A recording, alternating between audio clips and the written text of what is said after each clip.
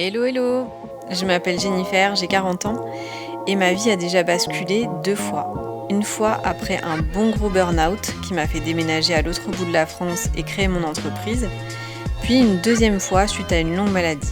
Là j'ai eu très peur pour ma vie, alors j'ai décidé de faire un gros travail sur moi, de penser toutes mes blessures, de comprendre qui j'étais vraiment et de créer une vie qui me ressemble pleinement. Je t'explique ici comment tu peux toi aussi faire d'un événement difficile un véritable élan pour te révéler et pour transformer ta vie. Ici, on parle développement personnel, origine émotionnelle des maladies, outils de connaissance de soi, spiritualité, astrologie, numérologie, âme, mission de vie, équilibre des chakras, blessure de l'âme, trauma enfermé dans le système nerveux, bagage karmique, bagage transgénérationnel, entre autres. Allez, installe-toi confortablement, on va commencer.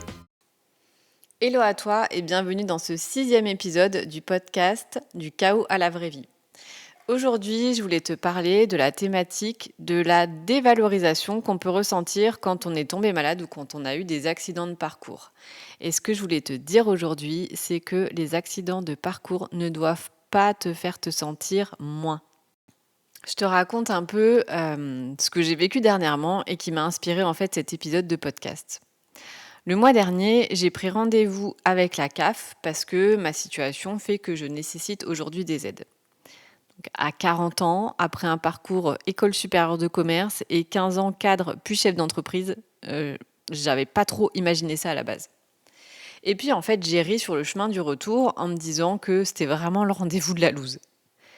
Ça va parce que j'ai maintenant de l'autodérision sur ce genre de situation et je pense que si j'avais pas travaillé sur mes blessures et notamment celle de l'abandon, en fait cette situation aurait clairement pu me mettre en position de victime.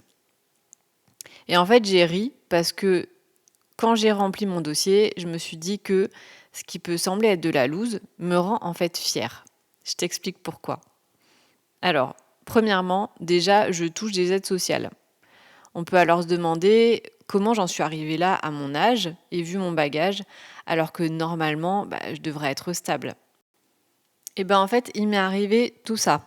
Une liquidation judiciaire, une longue maladie, des frais de santé importants, très importants, pas de droit au chômage, beaucoup de frais liés à 2 ans de squat et de dégradation dans un appartement qui m'appartenait. Tu vois, aujourd'hui, j'ai plus rien, mais je trouve que pour avoir supporté tout ça, je suis fière d'être une personne résiliente. Deuxième moment de loose, sur le dossier, j'ai coché les cases célibataire et sans enfant. Pareil, tu peux dire comment ça se fait que j'en sois là à mon âge. Déjà, la longue maladie, ça met tout ça en stand-by. En plus, je préfère être seule que mal accompagnée. Je me dis que ça arrivera en temps voulu. Et puis, à côté de ça, j'ai permis à des couples en parcours de PMA de procréer grâce à un don d'ovocytes que j'ai fait en 2019 ou 2018, je ne sais plus. Et je parraine 2 associations d'aide à l'enfance depuis 6 ans maintenant. Alors du coup, je me dis que oui, je suis seule, mais que je contribue au monde et ça me rend très fière.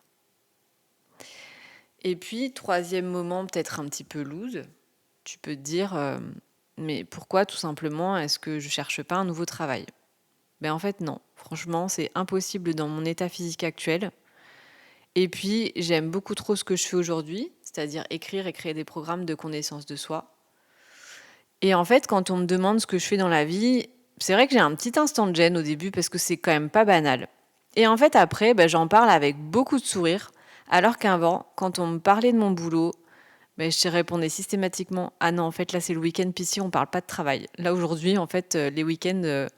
ça m'est complètement égal de travailler parce que en fait, c'est vraiment un truc qui me passionne. Et puis, je me dis aussi que le succès, ça prend du temps et que je sais que ça va arriver. Et du moment que je fais déjà ce que j'aime, c'est déjà super. Donc oui, je gagne peu d'argent pour le moment, mais c'est temporaire et j'aime profondément ce que j'ai construit. Alors, est-ce que j'ai raison de ne pas me sentir moins malgré ma situation actuelle ? N'hésite pas à me rejoindre sur mon compte Instagram JenBold pour échanger avec moi et pour suivre mes actualités. À bientôt.